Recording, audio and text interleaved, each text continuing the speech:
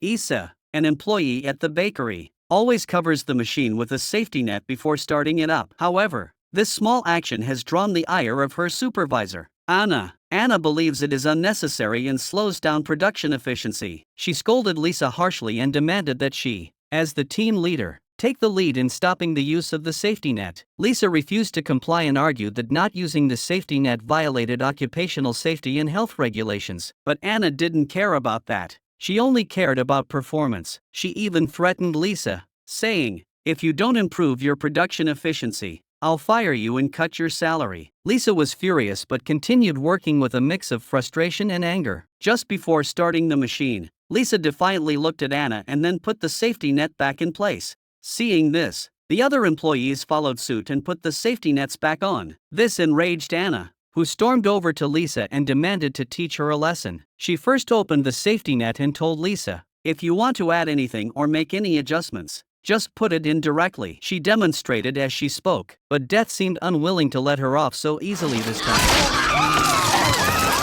Firefighters arrived at the scene after receiving the alarm. Immediately, the team members saw a terrifying scene. Anna's entire upper body was lying on the machine, unconscious. The batter was covered in blood, but she was still breathing weakly. Team Dr. Tom hurriedly gave her oxygen while the others began dismantling the machine. After finally dismantling it, they discovered that Anna's entire arm had been severed. Fortunately, the dough had blocked the artery from bleeding. Tom wrapped the dough around the severed arm. They then carried Anna onto a stretcher and prepared to take her to the hospital. At this moment, Lisa was filled with self-blame. She believed that if she hadn't acted out of spite and provoked Anna, this tragedy wouldn't have happened. Unexpectedly, Anna said that she had placed too much importance on profit and asked Lisa to take over as manager. Anna used the rest of her life to teach all the employees a lesson in safety. However, the next disaster came from chocolate. Gluttonous Daniel stole some chocolate and accidentally fell into the molten chocolate. Tom and Jack from the rescue center rushed to the scene.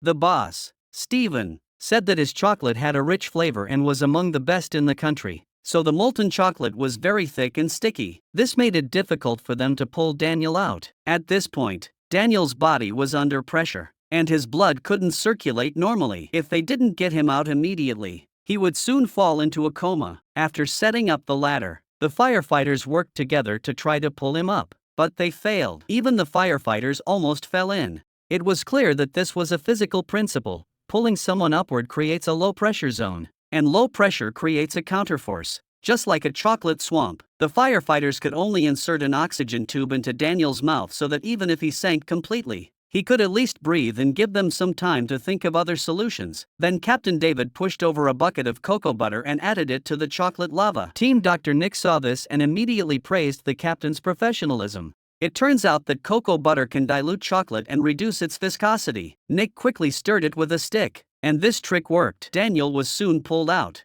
and the team members rushed him to the hospital. However, before they had a chance to rest, they received another call. Lisa said she woke up and found herself turned into a Smurf. When the firefighters arrived at Lisa's house, they thought they had seen Avatar and were startled. Team Dr. Nick gave her a quick check and found that her pulse was stable and her pupils were reacting normally. Lisa said that apart from toothache, she hadn't felt any abnormalities recently. The firefighters checked Lisa's room and quickly found the culprit, benzocaine, a gel used to treat toothache. It turned out that to relieve her toothache, Lisa had swallowed several tubes of the gel in one go. Just then, Lisa suddenly started convulsing. This was diagnosed as hyperbilirubinemia.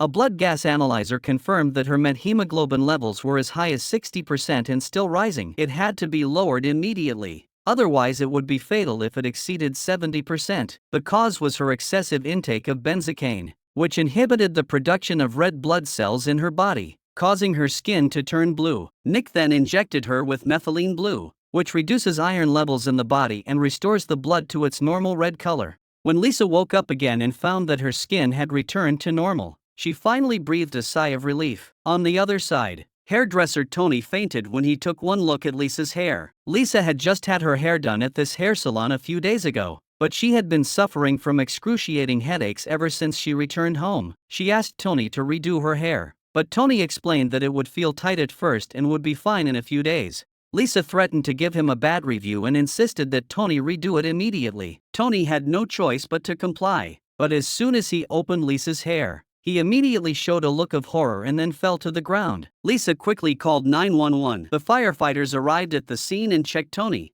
ruling out brain damage and a hematoma. So what exactly scared him so much? The firefighters then checked Lisa's hair and were shocked to find it crawling with maggots. Lisa screamed in horror upon hearing this. The firefighters examined her carefully. The maggots were only on the surface of her hair and had not infected her body. They just needed to remove them all. The firefighters then took Lisa to the hospital for thorough treatment. However, this made the firefighters suspicious about the source of the hair. After further questioning, Tony finally confessed that real human hair was too difficult to obtain. So, in order to keep his customers, Tony went to a funeral home and bought dead people's hair, which he used without washing or disinfecting it. The police then found the funeral home employee who sold the dead people's hair. Is there a problem? We need to have a talk, Mr. Abewell. Beauty blogger Lily squeezed a pimple during a live stream and squeezed out a liveworm. Firefighters immediately rushed to the scene. They found Lily lying on the ground and discovered that her collarbone was fractured after an examination. The firefighters helped Lily up and asked her where the animal was. It turned out that Lily had reported being attacked by an animal when she called the police. The firefighters then found the so-called animal attacker on the table. When the firefighters learned that it had been squeezed out of Lily's face, they asked her if she had recently been to Central America. Lily replied that she had just returned from Belize. The firefighters explained that it was a maggot, a native parasitic worm of Central and South America laid by horseflies. Horseflies reproduce by feeding on mosquitoes, laying their eggs on mosquitoes, and when the mosquitoes bite humans, the eggs hatch and crawl into the skin to feed. The firefighters then took Lily to the hospital for treatment of her fracture, but she was more concerned about having the doctor remove all the remaining eggs from her skin. The firefighter couldn't help but complain that he had to respond to a call because of a maggot. However, something even more bizarre was yet to come. Emma called for help because of a pile of feces. This was supposed to be a sweet online romance. After meeting in person, the two fell in love at first sight and couldn't help but want to take their relationship further. But just then, Emma's stomach started churning violently. She couldn't hold it in and wished she could slap herself. After using the restroom, she grabbed an air freshener to mask the odor. But when she turned around, she saw that the toilet was clogged. She flushed again, praying silently. To her horror, the feces didn't go down, and the toilet water started overflowing. Emma glanced at the window and then at the towel, and suddenly had a brilliant idea. She wrapped the feces in the towel and threw it out the window, but it landed on the windowsill. Emma reached out to grab it, but it was just a few millimeters out of her reach. Emma had no choice but to climb onto the windowsill, lean out halfway, and bend over to retrieve it. But her foot slipped, and she got stuck on the window. Soon after, the firefighters received the alarm and rushed to the scene. They set up a ladder to prepare for the rescue, but the pile of feces fell down on its own. It landed right in front of two firefighters. Mike was curious and insisted on checking it out. At that moment, the firefighters inside the house burst open the bathroom door and found Emma stuck tightly. They decided they had no choice but to use a chainsaw to cut the window open. After a lot of trouble, they finally managed to rescue Emma. Emma was embarrassed. She never imagined that her first date would end up being ruined by her own feces. Just as the feces crisis ended, Mark's proposal turned into a life-threatening delivery. Mark risked his life by skydiving from a 100-meter-high building to appear in front of Sarah. Just as he knelt down on one knee to propose,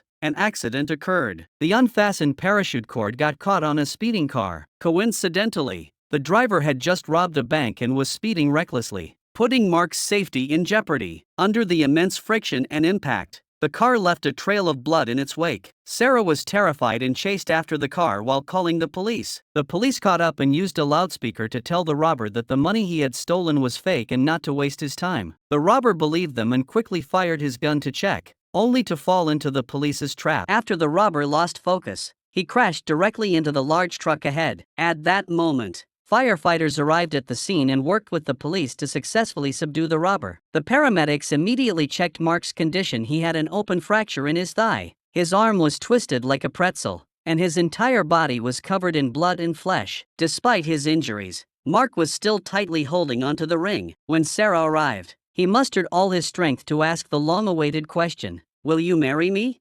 Sarah agreed without hesitation. However, when the firefighters were preparing to take Mark to the hospital, Sarah remained motionless at the scene. Everyone then realized that Sarah had actually intended to break up with Mark that day. But the unexpected incident had occurred. Sarah's earlier agreement was merely a kind-hearted lie. The next day, the fire department received a call from a dead body. It turned out that not long ago, just as the coroner had picked up the electric saw to prepare for the autopsy, Mike suddenly came back to life and the coroner immediately fainted. Mike was at a loss for a moment, but he quickly reacted and dialed 911. When the firefighters arrived, they were stunned by the scene before them. The coroner was lying on the ground, while the corpse Mike was jumping around. After regaining their composure, the firefighters checked the coroner's injuries. His thigh had been deeply cut by the electric saw, but fortunately, the major artery was not damaged. It turned out that Mike had already performed emergency first aid, so the situation was not too serious. Soon, the coroner regained consciousness. The firefighters curiously asked what had happened. Mike explained that he suffered from narcolepsy and cataplexy. When he had an episode, he would fall into a state of sleep paralysis with no vital signs, leading others to mistake him for dead. This was the third time he had woken up in the morgue, and fortunately, he had always regained consciousness in time. After hearing his story, the firefighter suggested, "Why don't you get a tattoo on your chest that says, 'Don't perform an autopsy on not dead'?"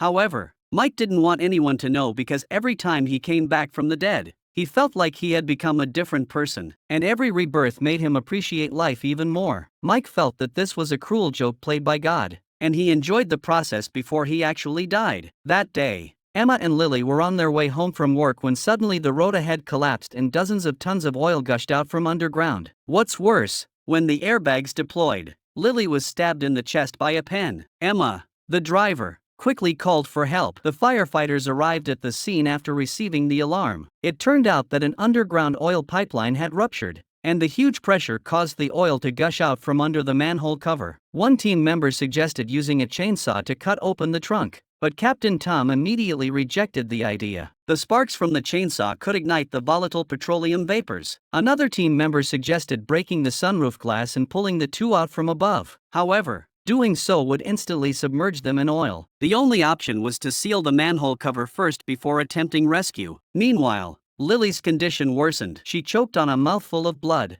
and a cough caused the pen to fly out of her chest. A large amount of blood gushed out of Lily's wound. The dispatcher quickly asked Emma to help her press down on the wound and then notified the firefighters to rescue the woman as soon as possible. Otherwise, she wouldn't be able to hold on much longer. So the firefighters endured the pressure of the oil and worked together to push the car onto the manhole cover, temporarily stopping the oil from spraying out. The team members immediately broke the car window and pulled Emma out first. The medic jumped into the car to provide emergency treatment for Lily's injuries. Just then, the car suddenly shook. The oil had reached the pipes and was gushing out. The firefighters used their bodies to resist the force, buying more time for the medic. As they rescued the woman and everyone evacuated, the car was flipped over by the oil. This rescue was absolutely intense. The firefighters were amazing. Every day, Mark fantasized about killing his boss, Steven, and then Steven would break the window and come out. He looked at Steven, who was beaten to death, and smiled triumphantly, but the next second, he was woken up by Steven. It turned out that this was just his fantasy, and Mark had fantasized about killing his boss many times before. The reason he had this idea was because Steven was a pervert. He always went back on his word and was unreasonable. The 3 words he said most often were "change it again." This is how Mark was tortured every day, wishing he were dead. That day, he bought coffee for all his colleagues, including Steven. Although he hated Steven with a passion, he clearly remembered that Steven was allergic to milk, so he specially bought a cup without milk. But as soon as Steven took a sip, he collapsed to the ground. A smug smile reappeared on Mark's face. He thought it was just another fantasy, but then more and more colleagues gathered around, and Mark suddenly realized that this wasn't a fantasy, it was real. Had he given him the wrong coffee? He was terrified and immediately called 911. Mark performed CPR on Steven while explaining the situation to the operator. He believed that it was his coffee that killed Steven, so the operator immediately notified the police. Soon, firefighters and police arrived at the scene at the same time. The firefighters immediately began resuscitation efforts on Steven, while the police took Mark aside to talk to him. Mark confessed to the police that he fantasized about killing Steven countless times every day. He couldn't even eat a meal without fantasizing about Steven's gruesome death. So he must have fantasized about it so many times that he actually gave him the wrong coffee, and his dream came true. Meanwhile, After performing CPR and administering electric shocks, the firefighters finally managed to revive Stephen. Mark finally breathed a sigh of relief because this was considered attempted murder, so his guilt wasn't as severe. But the firefighters said, "You're not only not guilty, but you've actually done a good deed. Your boss wasn't allergic. He had a heart attack. In other words, you saved his life." The police had come for nothing and helplessly suggested that next time he had dark thoughts, he should go see a priest.